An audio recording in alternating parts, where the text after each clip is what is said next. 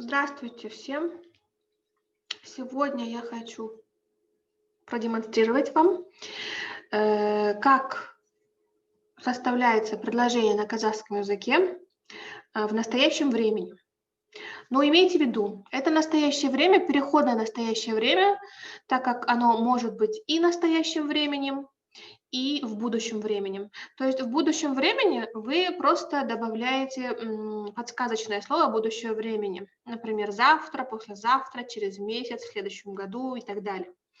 Так, но сегодня давайте мы поговорим только о простом настоящем времени. На казахском оно называется ауспалы осышак. То есть на русском звучит это так. Переходное настоящее время. И на английском это обычное present simple, да, вот, например. Так, present simple. Present simple. Так, ну давайте начнем. То есть, когда я ученикам говорю перевести на казахский язык, они сначала все равно им быстро переводятся на английский язык. И знаем мы почему, потому что на английском языке очень мало суффиксов и окончаний, ну почти их нету, да, как на казахском языке у них такого количества нету. Вот, например, простое предложение. Я иду в школу, вообще я посещаю школу. Например, на английском это будет I go to school. I go to school, да?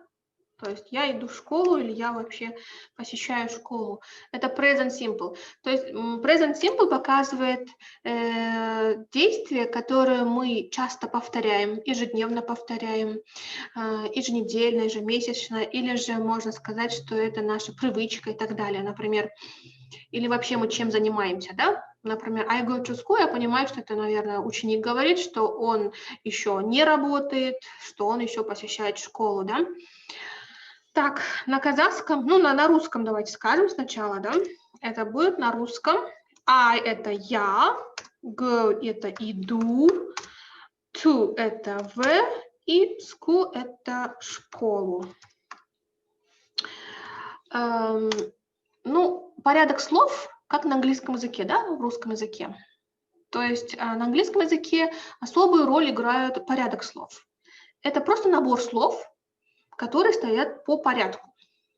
На русском языке не только порядок слов, но и играет роль окончаний, да.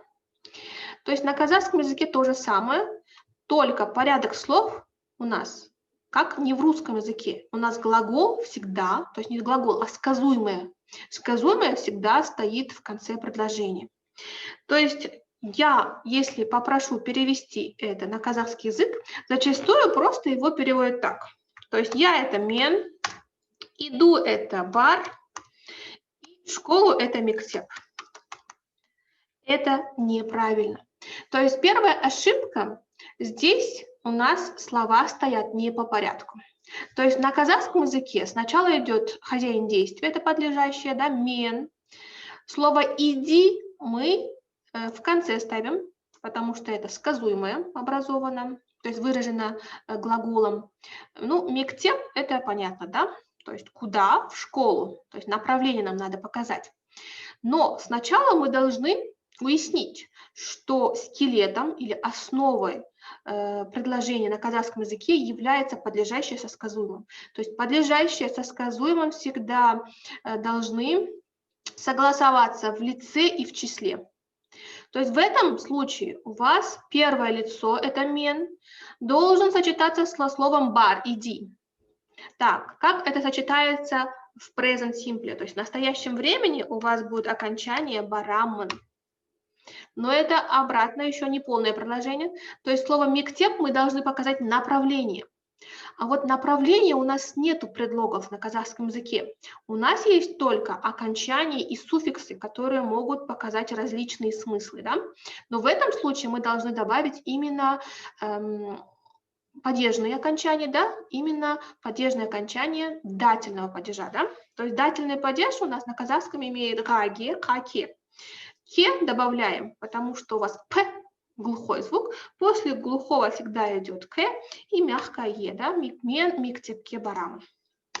То же самое, если это второе лицо, сен, миктепке, бар. Теперь не барамон будет, а барасын будет. Но здесь легко запомнить, потому что они созвучны. Сен и сын. Имейте в виду, что не с петелькой всегда идет во втором лице с петелькой, да? Сонорная с петелькой. Так, и сис, ну, на английском языке у нас сис нет, то есть you – это и ты, это и вы. А на казахском и на русском это у нас отличается, да? Значит, сис – это вы, вежливая форма, миктепке, барасыс, да? И третье лицо all, миктепке, барады. Ну, пока так, что запоминаем. Потом мы это барамон будем сравнивать с прошедшим временем, то есть совершенное время. Потому что зачастую ученики путаются. Они иногда говорят «мен мектепке бардым», да? Тогда это уже будет совершенное время. Об этом давайте поговорим на следующем уроке. Сегодня мы только говорим о настоящем времени, которое может перейти в будущее время, если вы, например, скажете завтра «мен ертең мектепке барамын», тогда это будет, что я завтра пойду в школу. Тогда это будет переходное будущее время. Ну, об этом мы попозже поговорим. Сейчас только настоящее время. Так, значит, первое лицо, множественное число, это будет мы. Без мектепке бар, это корень, да, амос, это вот именно будет окончание. Но окончание я еще буду с вами насчет этого еще объяснять, да. Пока что так запоминаем. Сендер, мектепке. Здесь очень легко. Барасын это у вас остается, вот именно в единственном числе, как пишется, только добавляете множественное окончание. Дар. У нас множественное окончание ларлер, дардер, тартер. Так, и сіздер, мектепке, барасыз, и как обычно дар, да? И олар, это они, да?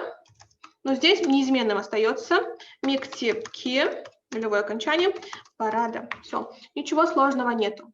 То есть переходное настоящее время имеет вот такую конструкцию. Значит, глагол, это бар, да, в нашем случае, плюс мы добавляем суффиксы, либо е, либо и краткую. И плюс личное окончание.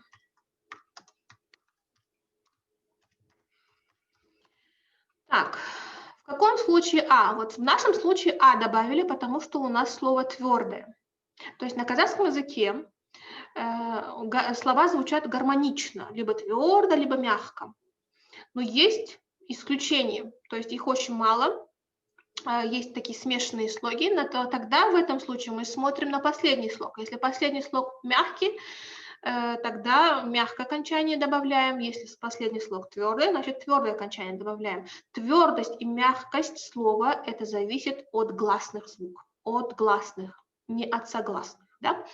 Значит, если слово мягкое будет, то есть будет состоять из гласных слов, из гласных звуков, как е, в, и, да, вот даже я мягко говорю, тогда у вас окончание будет вот е, суффикс е, а потом будет личное окончание.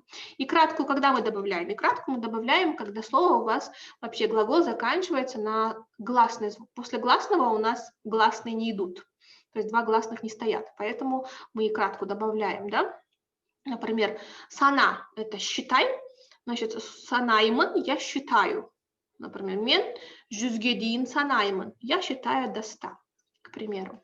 Тогда в этом случае и краткое будет, и личное окончание мын остается, санаймын.